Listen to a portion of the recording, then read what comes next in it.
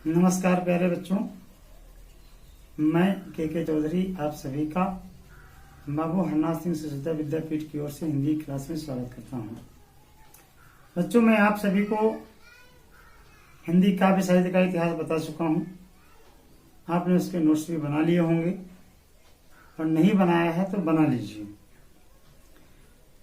पहला पाठ जो हिंदी काव्य में है कबीरदास, जो साखी नाम से आपके पाठ में है, तो उसका प्रारंभ मैं कर रहा हूं,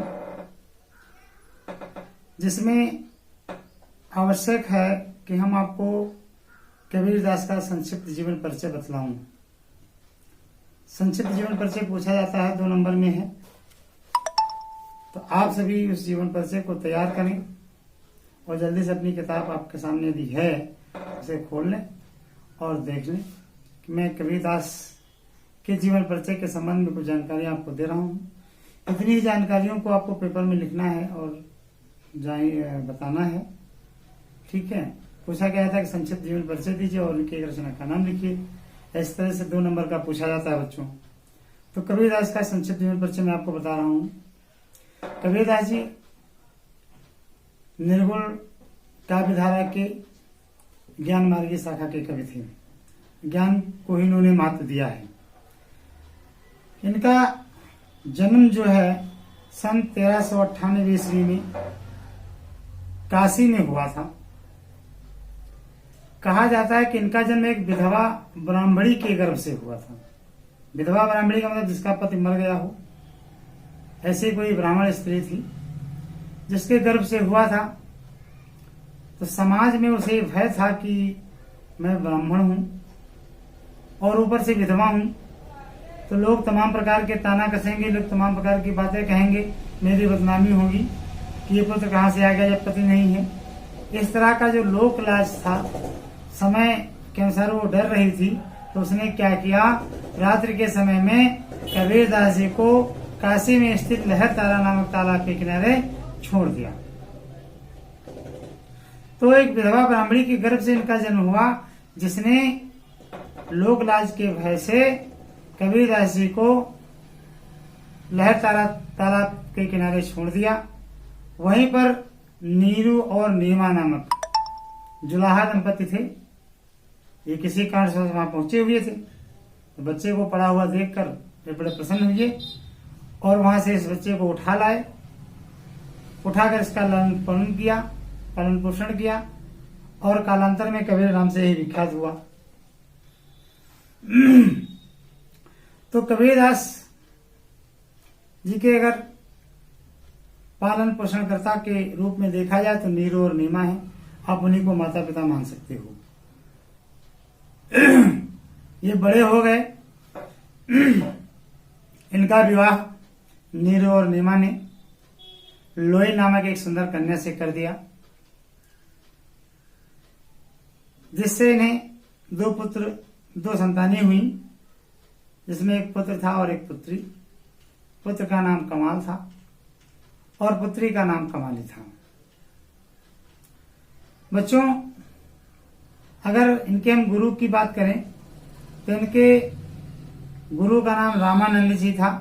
रामानंद जी ने इन्हें अपना गुरुत्व प्रदान किया था और उन्हीं से इन्होंने ज्ञान का अर्जन किया और आगे बढ़ चढ़ करके इतने बड़े कवि बन पाए और आगे बढ़े रहे। तो इनकी रचनाओं पर अगर ध्यान दिया जाए तो कबीरदास की रचनाओं का जो संग्रह है, इनकी एकमात्र रचना मिलती है बीजक, जिसके 3 पार्ट हैं, साखी, शबद, रामायणी। एकमात्र रचना बीजक है जिसके 3 पात्र हैं, साखी, शबद और रामायणी, 3 पार्ट हैं। तो ये इनकी रचना थी। इनकी भाषा जो है साधुकड़ी है, पंचमेल खिचड़ी कहा जाता है उसे। इन्हें भाषा का डिक्टेटर भी कहा है हजारों द्विवेदी जी ने। इसलिए कहा है कि इनकी भाषा सभी भाषाओं का मिश्रण थी।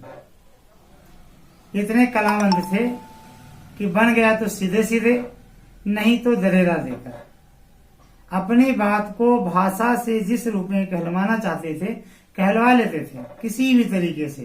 तोड़ मरोड़ करके भाषा को प्रस्तुत करते थे। इसलिए भाषा का डिक्टेटर कहा गया, शाधुक्कड़ी कहा गया, पंचमेल खिचड़ी कहा गया। और देखा भी जाए तो बाबू श्याम सुंदर दास ने इनकी समस्त रचनाओं का एक संग्रह प्रस्तुत किया जो कबीर ग्रंथावली के नाम से प्रकाशित हुआ है। काशी नागरिक प्रचारणी सभा ने इसको प्रकाशित किया था, है ना। तो ये था इनका जीवन परिचय। और इनकी मृत्यु जो है बच्चों सन 1518 ईस्वी में हुई थी। सन 1518 ईस्वी में हुई थी। इनकी मृत्यु के विषय में एक दोहा प्रचलित है। संवत 1575 क्यों मगहर को गौन, माघ सुदी एकादशी रलो पौन में पौन। बच्चों कहा जाता है कि इनकी मृत्यु के विषय में एक बात और प्रचलित है कि जब ये मरे थे तो उस समय यह बात एक अंधविश्वास फैला हुआ था कि जो काशी में मरता है उसे स्वर्ग मिलता है और जो मगहर में मरता है उसे नरक मिलता है। तो कबीरदास अंधविश्वास को तोड़ने में बहुत आगे रहते थे। तमाम अंधविश्वासों पर इन्होंने कटाक्ष किया है, छुआछूत पर कटाक्ष किया है, तमाम प्रकार की जो अन्य बातें नहीं उन पर भी कटाक्ष किया है। तो कबीरदास जी का जब अंतिम समय आया, इन्होंने जाना कि मेरा अंतिम समय है, तो उस रूढ़ि को, उस अंधविश्वास को तोड़ने के लिए काशी से मगहर चले गए और मगहर में ही अपने अंतिम दिनों तक रहे और वहीं पर अंतिम सांस कि देखे हमें स्वर्ग मिलता, नरक मिलता है। जब हम मरेंगे तो हमारे अनुयायी भी ये बात भूल जाएंगे कि हमारे गुरु जी वहां मरे थे तो उन्हें स्वर्ग की प्राप्ति। जब अच्छे व्यक्तियों के कर्म होते हैं तो जो स्वर्ग मिलना होता है स्वर्ग मिलते हैं, जिसके बुरे कर्म से नरक मिलता है। ये तो अंधविश्वासी है एक तरीके से। तो इन्होंने काशी छोड़कर अपने अंतिम समय में मगहर चले गए। किस लिए चले गए? एक रूढ़ थी, जो अंधविश्वास था कि काशी में मरने से स्वर्ग और मगहर में मरने से नरक मिलता है। तो ये अंधविश्वास के बड़े रूढ़ विरोधी रहे हैं, बड़े पक्के विरोधी रहे हैं। तो बच्चों आप समझ गए होंगे ये कबीरदास जी का संक्षिप्त जीवन परिचय था। मुझे आशा है कि आप लोग इसे कॉपी पर नोट करेंगे, लिख लेंगे, खूब अच्छे तरह से समझ लेंगे, है ना। इसके जो हेड पॉइंट है मैं इसकी फोटो आपको वीडियो में दिखा दूंगा, आप स्क्रीन पर देखेंगे और नोट कर लेंगे, नोट्स बनाइए। इसका पार्ट जो है मैं आपको इससे अगली वीडियो में बताऊंगा, जो कि इनके दोहे दिए गए उनकी व्याख्या में अगली वीडियो में आप तक प्रस्तुत करूंगा। तब तक के लिए बच्चों नमस्कार।